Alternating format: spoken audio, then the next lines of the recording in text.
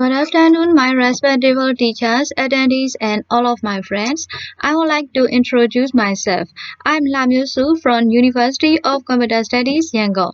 Now, let me start my paper presentation with the title Comparative Analysis of Video Streaming in Software-Defined Networking.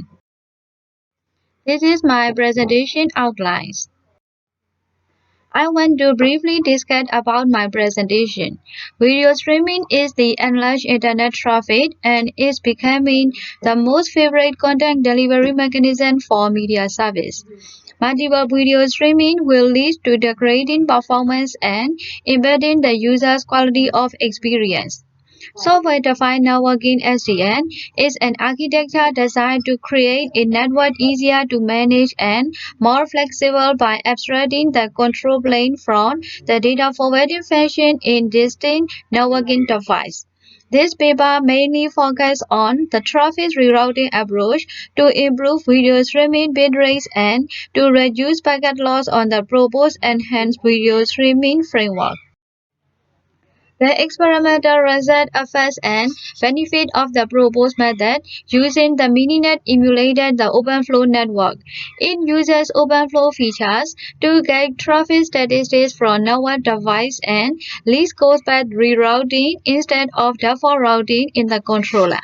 The analysis result of traffic rerouting can be effectively applied in the network when the network congested conditions occur, and it should be carefully interpreted considering between the clients for enhancing video streaming. Now, I want to discuss more detail about my proposed system. It is proposed to build enhanced video streaming with performance measurement within the network. The monitoring of video flows and dynamic traffic shaping approach depend on the collected network traffic statistics is proposed. It dynamically allocates bandwidth for each video flow in real time to improve performance. Additionally, an abstract model is used for the controller so that its function is more important than its location. The controller comprises of 5 functional modules as shown in this figure. Firstly, when a request from any client is received by the controller, it classifies the request type whether the video streams or not. Then, if it is a video streaming request, the controller sends the media presentation description MPD file of the requested video stream to the MPD analyzer to extract the metadata. The number of chunks, video length, chunks URL, and the available bit rates are included in the metadata. Then, it is kept in the active video flow info table. While the video flow is moved from the active video flow info table, the active video flow info table belonging to it is additionally eliminated. When the video flow becomes inactive for a certain time, that implies the flow has halted, and it will be updated by removing from the active video flow info table. Due to limited bandwidth in the access, it causes the bottleneck in the network. The traffic monitoring and rerouting to the best route is improve the transmission bit rates. It may be relief of traffic congestion. At the point when different video flows compete for bandwidth, a poor performance might be resetted and impact the user GOE. To improve GOE and resolve traffic congestion, it must be the bandwidth allocated to all video flows is a smaller amount than the overall bandwidth, and any two video flows should get an equivalent bandwidth.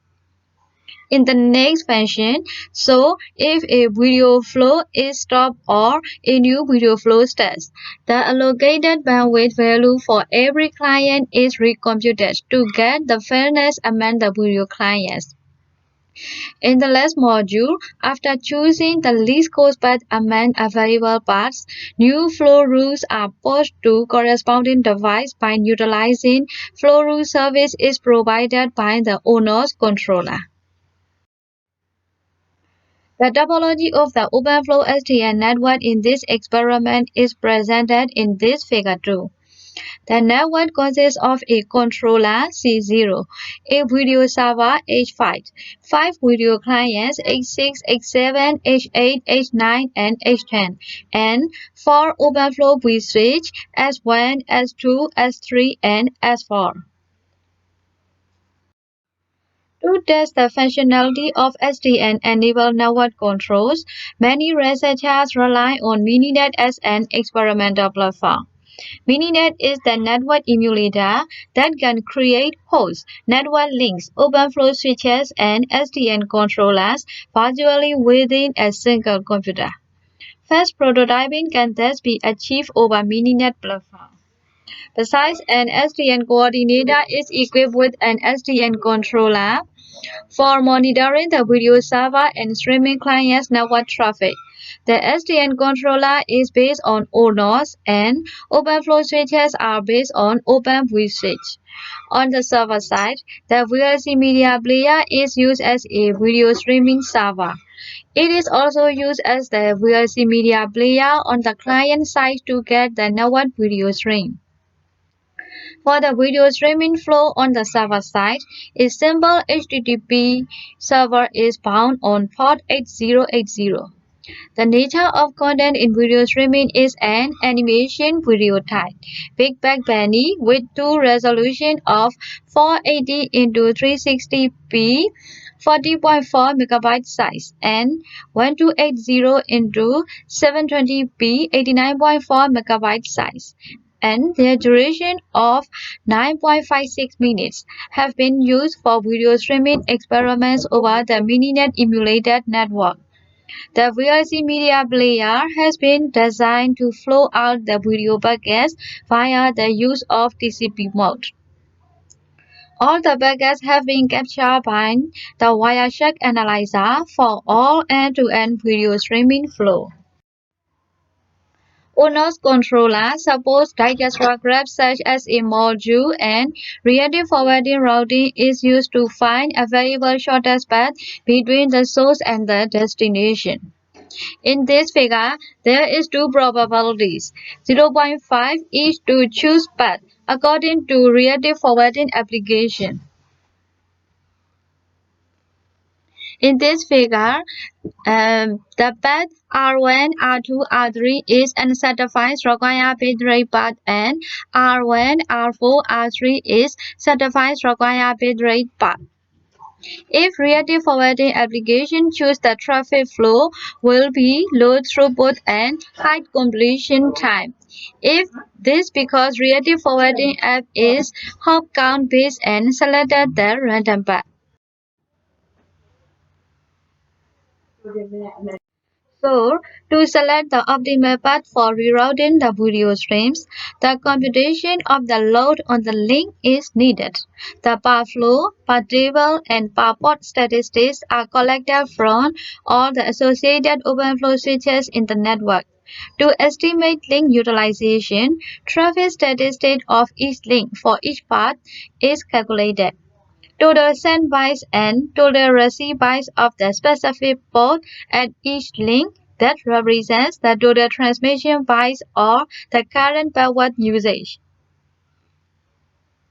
The total transmission bytes of each path can be computed by using this equation repeatedly until no more link in the path is left.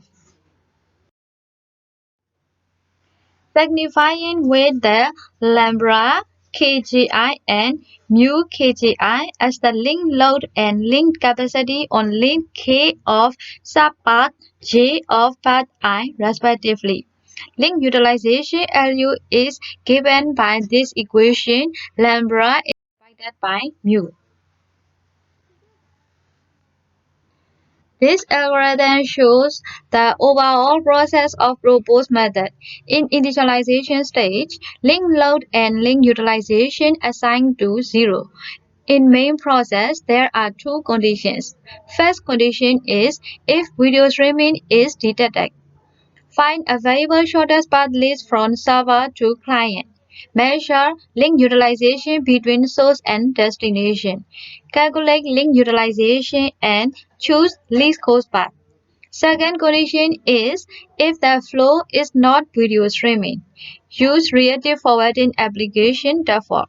There are three main texts in algorithm: video streaming, classifying, estimating link utilization, and choose least cost path and flow rule installation. The experimental results are compared with reactive forwarding in ONOS by means of the video streaming bitrate and packet loss rate. The bitrates of least path routing method are more than the reactive forwarding, slightly a rise in 2.14% in 360p low resolution video streams as depicted in this figure 4.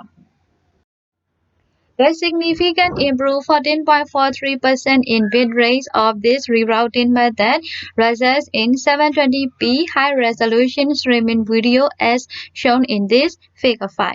Therefore, the least cost path rerouting method is more effective in high-definition video streaming. It intends to solve the network traffic congestion and to get more available bandwidth for fairness GOE. 6 and figure decrease in the proposed method and it tends to improve user GOE.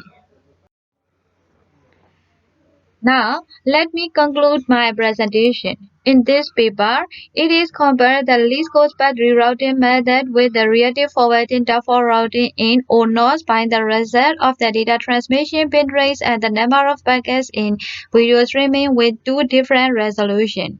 These experimental results improve video streaming bit rates to 2.14% in 360p low resolution and 14.43% in 720p high resolution.